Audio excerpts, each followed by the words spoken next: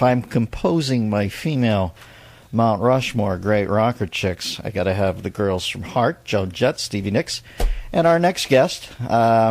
She was the biggest rock and roll star in the world. I remember just about the time MTV seemed to be coming out of the blocks. Great pipes. And she has a memoir out now, Between a Heart and a Rock Place, a memoir. And who of my era did not have a huge crush on the lovely Pat Benatar? Pat, how are you?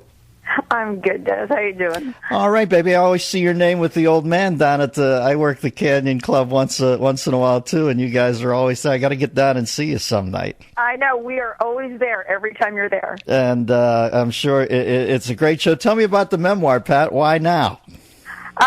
Well, up until this point, I didn't think I had any of the good, juicy stuff to tell. Spider and I have had pretty, quiet life, but HarperCollins wanted to write about the beginning when all the good stuff was happening, so I said, okay, sure, why not?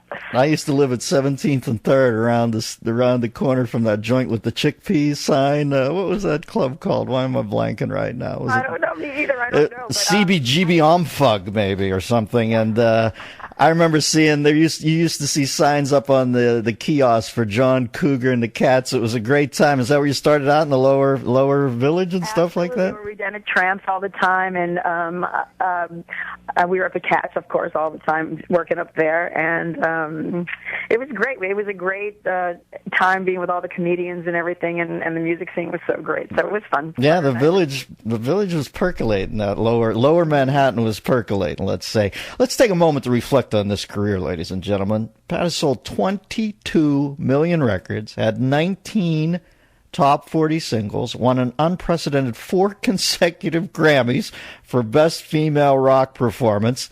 And is there a highlight in there I've missed that stands out for you, Pat? And we're talking to the great Pat Benatar. Well, I've been married to the same man for 30 Yeah, years. you talked about Spider, her husband Neil, and that's a famous achievement.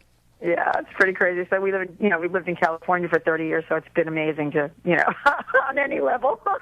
Well, Pat, to walk through that world, and there's a lot, I mean, the coin of the realm is debauchery. It's best to have your spouse at your side, so at least you're debauching with the old man at that point. Absolutely. It was a private enterprise. It was good.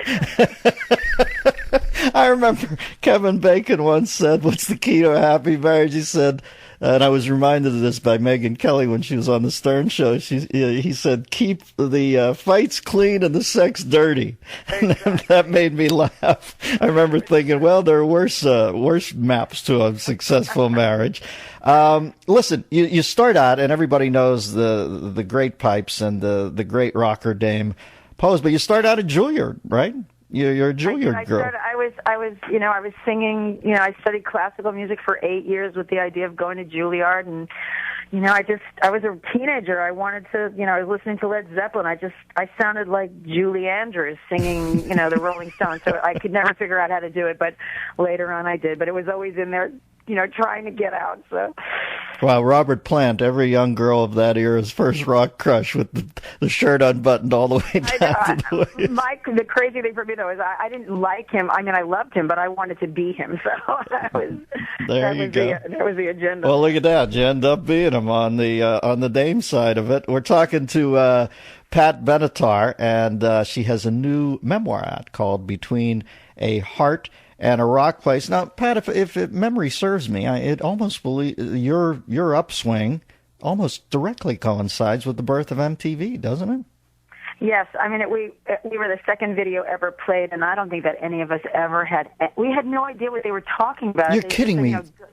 Go down there. Go down. We were down at the docks, and go down there. We're going to shoot a video, and we're like, okay. And then we got down there, and these guys were all lighting everything and doing all this stuff. And 3 months later, they called us and said we were in one of the 5 hotels in America that had signed up for MTV, and we were sitting there waiting. And there it was. It came on, and we were just, our jaws dropped. I mean, we had no idea this is what they meant. And then they played it. You remember, in the old days, there was no filler. It was just videos nonstop, 24 hours a day. So in a week, the entire universe changed. It was crazy. Well, I always remember the Trivial Pursuit question that the first one ever is video killed the radio star. You're telling me right after that, You Better Run is the next video showed on MTV? It was the second video ever played. So I got to be the first woman on MTV, and Spider got to be the first guitar player because the Buggles didn't have a guitar player. Right. And that was more of a gimmick song. Yours an actual rock and roll classic. That is so cool, Pat. Your kids today, do they have... I don't know. You have to be, obviously, your parents with them. They must not believe it. Well, of course, they think we're total dorks. So they roll their eyes and they say it was the Earth cooling. They have no concept of what it was like then. So. I know kids are always the great equalizer. They do humble you.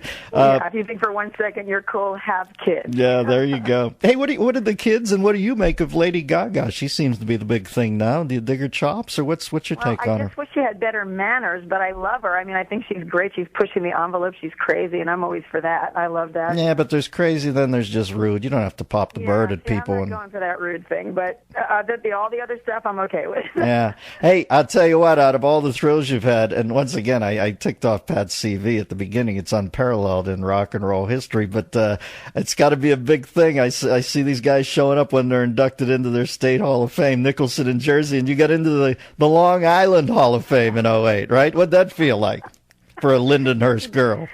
Great. I'm going out tonight. I have a book signing tonight out in Huntington, and I love to go back. I see them all the time, and they're just, they are just great.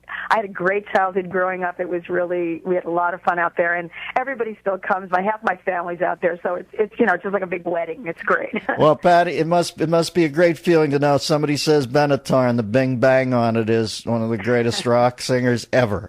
Thank you for all the thrills, my dear.